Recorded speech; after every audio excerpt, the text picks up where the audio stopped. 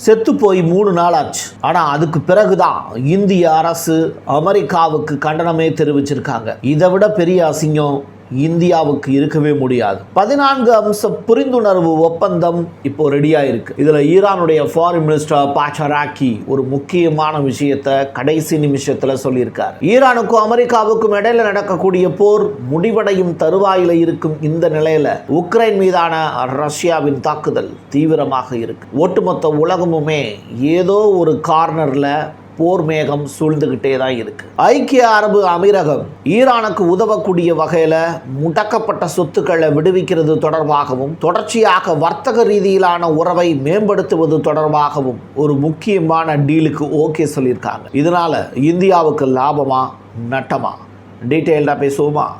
வாங்க பார்க்கலாம் உறவுகளே. இது பிரசாத் சிக்னேச்சர். உங்களுடைய தொழில் சம்பந்தமான விளம்பரங்களை நமது சேனலில் ஒளிபரப்ப உங்களுக்கான அருமையான வாய்ப்பு.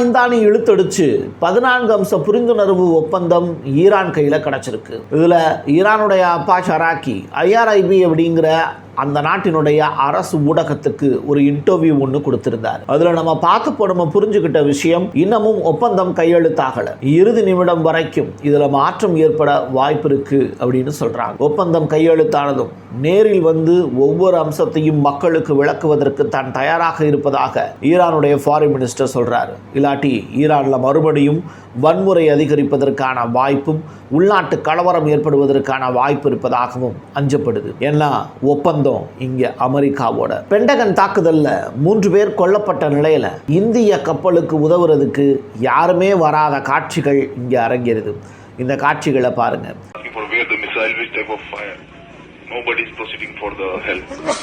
இந்தியர்கள் அனாதைகள் தான் அப்படிங்கிறதுக்கு இதை விட ஆதாரம் எதுவுமே இருக்க முடியாது. ஏன்னா அட்டாக் பண்ணது அமெரிக்கா, இறந்து போனது இந்திய மாலுமிகள். இதே நேரத்தில் உலகில் வேற எந்த நாட்டு மாலுமிகள் இந்த மாதிரியான சுச்சுவேஷன்ல மாட்டிக்கிட்டாலும் இந்திய மாலுமிகள் அவங்கள காப்பாத்திருப்பாங்க. இதுதான் இந்தியனுக்கும் அயலானுக்கும் இருக்கக்கூடிய வேறுபாடு. பற்றி எரியக்கூடிய காட்சிகள் நம்மளை பதற்றத்துக்கு உள்ளாக்குது. வரவிருக்கக்கூடிய ஒப்பந்தம் குறித்து ஈரானுடைய ஃபாரின் மினிஸ்டர் அப்பாச்சராக்கி சொல்லியிருக்கக்கூடிய விஷயங்கள், ஸ்டேட் ஆஃப் ஹார்மஸ் இருக்கு இல்லையா, அதுல இருக்கக்கூடிய ஒட்டுமொத்த சொத்துக்களும் எங்களுக்கு தான் சொந்தம், கட்டணத்தை நாங்களே வசூலிப்போம் அப்படிங்கிற விஷயத்தையும் பகிர்ந்திருக்கார். ஒப்பந்தம் லெபனான்ல மேற்கொள்ளப்படக்கூடிய இஸ்ரேல் முழுவதுமாக லெபனானில் இருந்து வெளியேற வேண்டும் அப்படிங்கிறதுலையும் அவங்க தெளிவா இருக்காங்க. இந்த மாதிரியான விஷயங்கள்ல மாற்றங்கள் மறுபடியும் ஒப்பந்தத்தில் செய்யப்பட்டது அப்படின்னா ஒப்பந்தத்தை விட்டு நிச்சயமாக வெளியேறுவோம், போருக்கு தயாராக ஈரான் இருக்கிறது அப்படிங்கிறதையும் அமெரிக்காவுக்கு விளக்கியிருக்காங்களாம். இப்படிப்பட்ட சுச்சுவேஷன்ல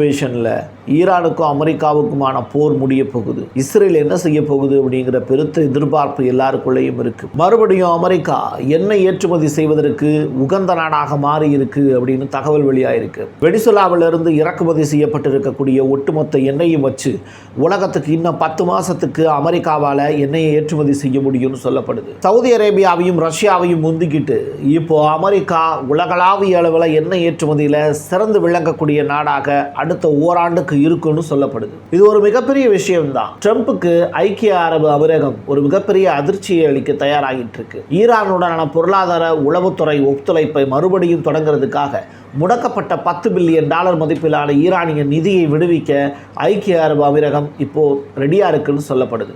ஒபாமா ஆட்சி காலத்தை விட ட்ரம்ப் ஆட்சி காலத்தில் தான் ஈரான் அதிக நிதியை பெறுது. ஈரான் ட்ரம்புக்கு எதிராக மிக தந்திரமாக ஆழமான வியூகங்களை கையாளுறதுனால ட்ரம்பினுடைய நெருங்கிய கூட்டாளிகளே அவரை விட்டு விலகத் தொடங்கிட்டாங்க. இந்திய மாலுமிகள் 3 பேர் இறந்து போனதுக்கு 3 நாள் கழிச்சு இந்திய அரசு கண்டனம் தெரிவிச்சிருக்கிறது. அதிர்ச்சியிலும் அதிர்ச்சி. அமெரிக்கா இந்திய மாலுமிகளை கொலை செஞ்சுட்டாங்க. இது தொடர்பாக இந்திய வெளியுறவு அமைச்சர் ஜெய்சங்கர் அமெரிக்க வெளியுறவு அமைச்சர் ரூபியோவோடு தொலைபேசியில் தொடர்பு கொண்டு சரக்கு கப்பல் மீதான அமெரிக்காவின் தாக்குதலில் 3 இந்தியர்கள் உயிரிழந்ததற்கு கடுமையான கண்டனம் தெரிவித்தேன் அப்படின்னு இப்போது ப்ரெஸ் கான்ஃபரன்ஸில் சொல்லியிருக்கார். ஆனால் மோடி அவர்களோ அமெரிக்காவுக்கு நன்றி தெரிவிச்சும் ட்ரம்ப்புக்கு நன்றி தெரிவிச்சும் 3 நாளைக்கு முன்னாடி லெட்டர் அனுப்பிச்சிருக்கார். இதுதான் மோடிக்கும் அமெரிக்காவுக்கும் இடையில இருக்கக்கூடிய உறவு. இதுதான் மோடிக்கும் இந்தியர்களுக்கும் இடையிலான பாசம். இதை புரிஞ்சுக்கிறதுக்கு மக்களுக்கு போதிய அறிவு பத்தாது. மீர் ஷைமர் அப்படிங்கிற ஒருத்தரை பற்றி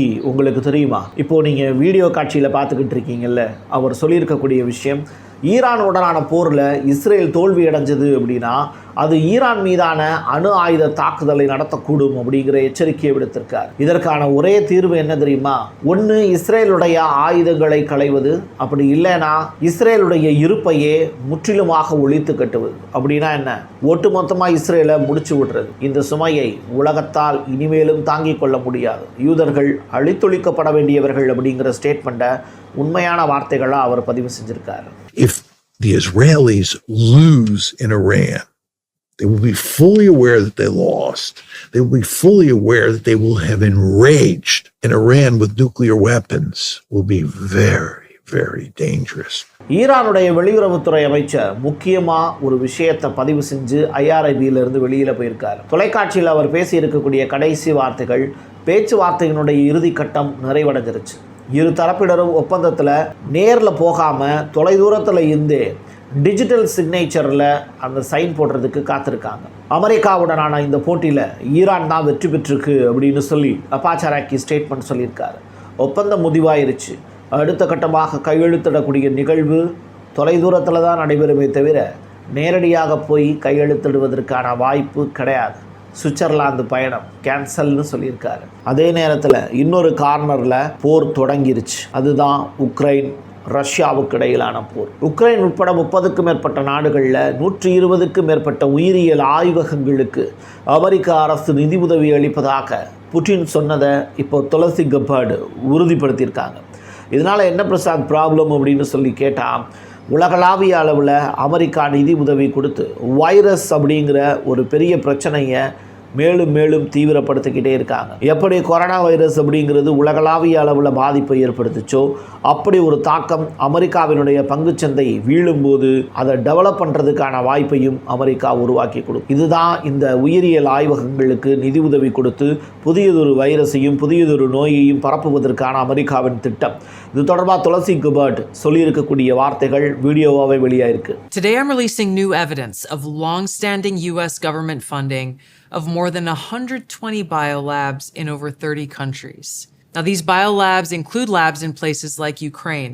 ரஷ்யாவினுடைய எல்லைப் பகுதியில் நாட்டோ தனது இராணுவ வலிமையை தொடர்ந்து அதிகரிச்சுக்கிட்டே இருக்கு. இதனுடைய ஒரு பகுதியாக 32 F-35 போர் விமானங்களை வாங்குவதற்காக $4.6 பில்லியன் மதிப்பிலான ஒப்பந்தத்தை போலந்து இறுதி செய்திருக்கு. முதல் 3 விமானங்கள் ஏற்கனவே ஒப்படைக்கப்பட்டிருக்கு அப்படிங்கிற தகவலும் ரிலீஸ் ஆயிருக்கு. ரஷ்யா எந்த ஒரு நாட்டுக்கும் அச்சுறுத்தலாக இல்லை அப்படின்னு கிரெம்ளின் சொன்னாலும் தனது பாதுகாப்பு நலன்களுக்கு தீங்கு விளைவிக்கக்கூடிய நடவடிக்கைகளை ஒருபோதும் நாங்கள் புறக்கணிக்க மாட்டோம் அப்படிங்கிறதுலையும் ரஷ்யா தீவிரமாக இருக்காங்க. அடுத்த வார் போலந்துக்கு எதிராக கூட நடக்கலாம்.